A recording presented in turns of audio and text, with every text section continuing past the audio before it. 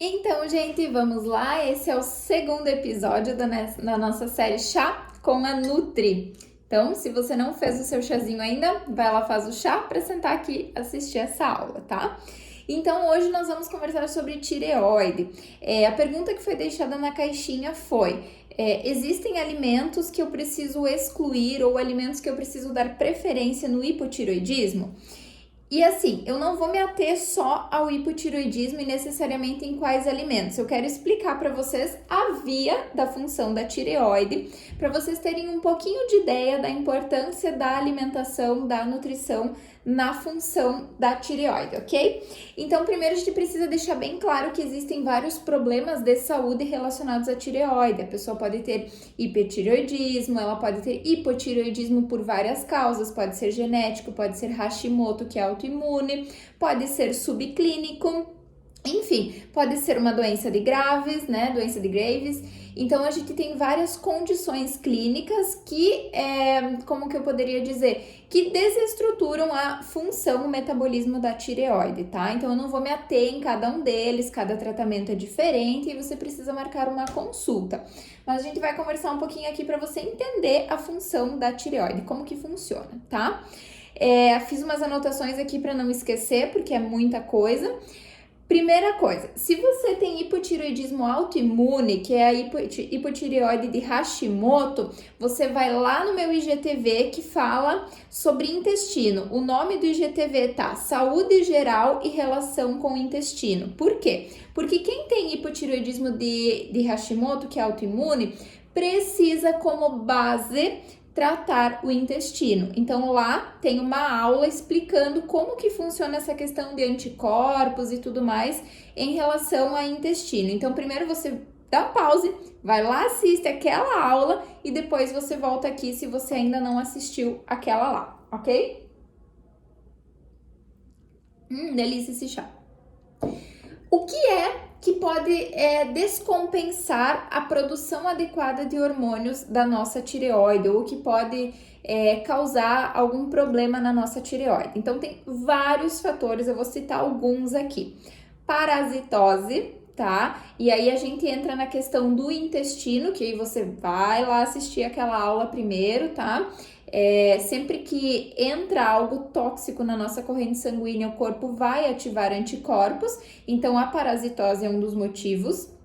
Contaminação de metais pesados, então pesticidas, né, agrotóxicos, chumbo, mercúrio, alumínio, cádmio, várias dessas toxinas que se acumulam na nossa corrente sanguínea podem se tornar, são disruptores endócrinos, né? Então eles podem dificultar a eficiência desse hormônio ligado ao seu receptor. Então, voltando, parasitose, contaminação de metais pesados, a pessoa pode tomar o quanto for de medicamento para regular a tireoide.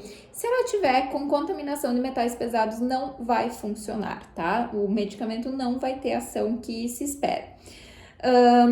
Estresse, então esse é um dos fatores que muito influencia na tireoide.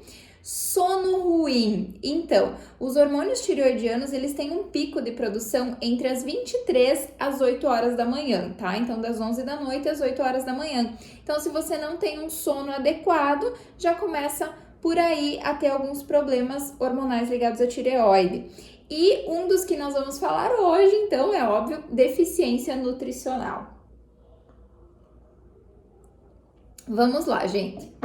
Aqui eu tentei fazer, olha, só quero deixar bem claro, isso não é uma aula de bioquímica para profissionais, tá? Tudo isso eu poderia explicar detalhadamente a parte bioquímica, eu não vou me ater a cada enzima, a cada, enfim, tá? Partezinha bioquímica, porque não é essa a intenção, é que vocês entendam, tá? Então eu fiz de uma forma bem resumida, bem simples. A gente precisa pensar que o passo a passo da produção hormonal da tireoide é hipotálamo, hipófise, tireoide. E aí, a partir daqui, né, T3, T4, principalmente o T3, ele vai atuar na célula, tá? Então, esse é o caminho. O hipotálamo, ele vai produzir TRH, que o TRH, ele vai servir como um estimulante, digamos assim, para a síntese de TSH, tá? O TSH, ele é produzido lá na hipófise, tá? Pelo estímulo do TRH. Quem já fez o exame de tireoide sabe que geralmente o endocrinologista, o médico, ele vai pedir TSH de exame. Um dos exames de tireoide é o TSH, ok?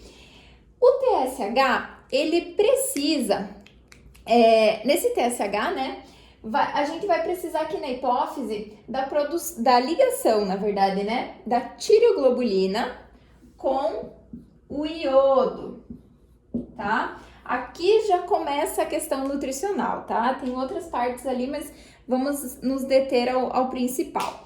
Primeiro, para que a tireoglobulina se ligue ao iodo, nós precisamos de uma enzima chamada TPO, que também às vezes é solicitada por endocrinologistas, médicos, eles pedem anti-TPO, que é para ver anticorpos contra essa enzima. Nesse caso geralmente para doença autoimune, né? Para tireoidite de Hashimoto.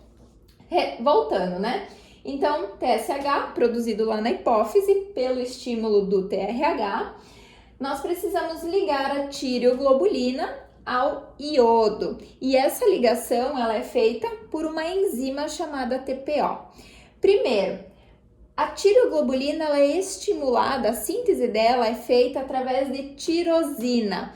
A tirosina é um aminoácido. Então, se você não tem uma ingestão adequada de proteínas, a primeira deficiência nutricional, o primeiro problema que pode acontecer nessa via metabólica é por deficiência de proteínas. Isso geralmente não acontece, né? Mas, enfim, só para vocês verem da importância da nutrição na função da tireoide. Então, eu preciso de tirosina, que ela vai, de certa forma, estar englobada dentro da tireoglobulina, e essa tireoglobulina vai se ligar ao iodo, e aí entra a questão da presença do iodo na nossa alimentação. A gente precisa pensar hoje, várias evidências mostram que a população brasileira consome muito mais iodo do que realmente precisa. Então, quando a gente avalia, a maior parte da população não tem deficiência de iodo, então não tem sentido você ficar usando Lugol ou coisas desse tipo, tá? Nós temos uma oferta na nossa alimentação de iodo excelente. Qual que é o problema? Esse iodo, às vezes, ele não tem uma ação perfeita, né, eficiente na célula, por alguns outros nutrientes que impedem que ele se torne eficiente, né, que a célula, que o corpo consiga aproveitar ele. Por exemplo, cloro e flúor. Então, a gente precisa ver que a maioria da nossa água hoje é fluoretada, né? Os cremes dentais que a gente usa também possuem flúor, a maioria deles, né? Se você não usar alguma marca sem flúor. Então, o excesso de flúor e o excesso de cloro, que também tem na água, podem minimizar e dificultar a eficiência, a ação desse iodo na célula. Então, você não precisa ficar suplementando iodo. O excesso de iodo é muito mais prejudicial do que a falta dele, tá? Mas você precisa ver outras coisas que podem estar prejudicando a eficiência da absorção e o uso pelo corpo, né, desse iodo. Então, voltando aqui, a tireoglobulina vai se ligar ao iodo através da enzima chamada TPO, tá? Essa TPO, que é essa enzima que vai fazer essa ligação, ela precisa de um nutriente, de vários, mas o principal, ferro. Então, o ferro.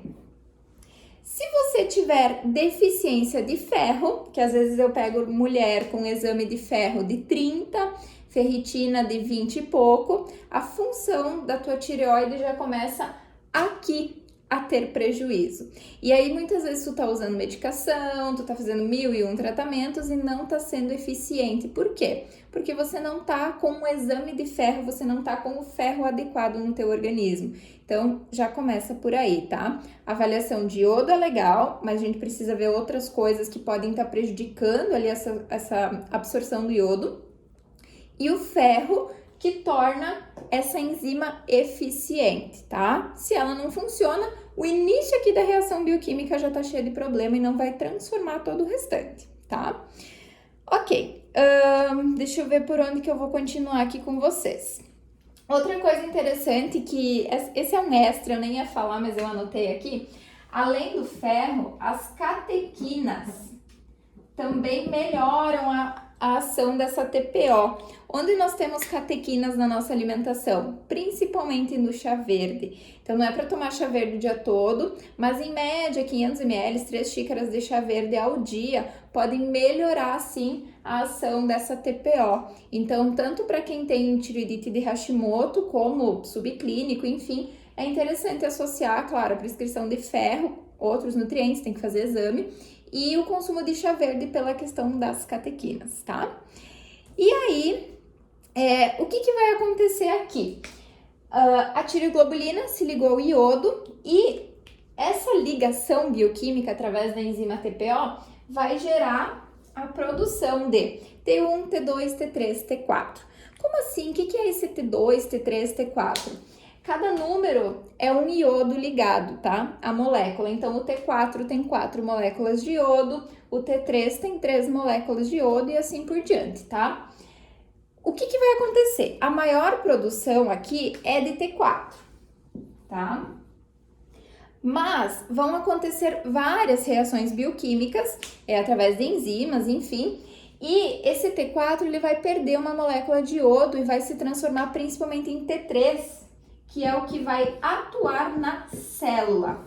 Então, digamos assim, de uma forma bem bruta, o hormônio que tem atuação na célula, né, que é produzido pela tireoide e tudo mais, é o T3, tá? Mas para ter T3, a gente precisa de toda essa reação bioquímica, tá? Então, a maior produção, ela é de T4, mas por questão de várias reações bioquímicas, o que é que vai ser utilizado pela célula, né? Vai ser o T3. Então, o T4 vai perder uma molécula de iodo e vai ser transformado em T3 para ter atuação na célula. Toda essa reação bioquímica, onde ele perde uma molécula de iodo e se transforma em T3, depende de muitos micronutrientes, tá? Então, até anotei aqui para não esquecer. Essas reações bioquímicas dependem de selênio, dependem de zinco, de ferro de novo, zinco, selênio, ferro. Principalmente esses 3, tá? Tem outros, mas vamos focar nesses. Em que alimentos eu consigo esses nutrientes? Ferro, principalmente em carnes, peixes e aves, tá? Que é o ferro de maior absorção, mas também em leguminosas, então feijão, lentilha, grão de bico, né? Zinco, principalmente em grãos integrais e nas oleaginosas e também nas leguminosas, onde você encontra ferro, geralmente ali na parte vegetal você também vai ter um aporte de zinco. E selênio também nos grãos integrais e nas oleaginosas. Então você já tem uma ideia de como tem que ser a tua alimentação pensando em melhorar a função da tua tireoide, tá? E aí a gente entra no T3, que vai ser utilizado pela nossa célula, né? Mas para que essa absorção, utilização seja eficiente, nós também precisamos de micronutrientes. E quais são eles? O zinco, de novo. Então, de novo, a importância das oleaginosas, né? Castanhas, nozes, amendoim, pistache, amêndoas, né? Vitamina A. Onde eu encontro vitamina A? Geralmente, quando a gente fala em vitamina A, a pessoa pensa em cenoura. Então, eu vou fazer vocês lembrarem de um jeito bem simples. Todas as frutas, legumes, enfim, de cor laranja, cor alaranjada, vão ser ricos em vitamina A, tá? E aqui, exercício físico. O exercício físico melhora a função, a eficiência, né? A utilização desse T3 pela célula, tá?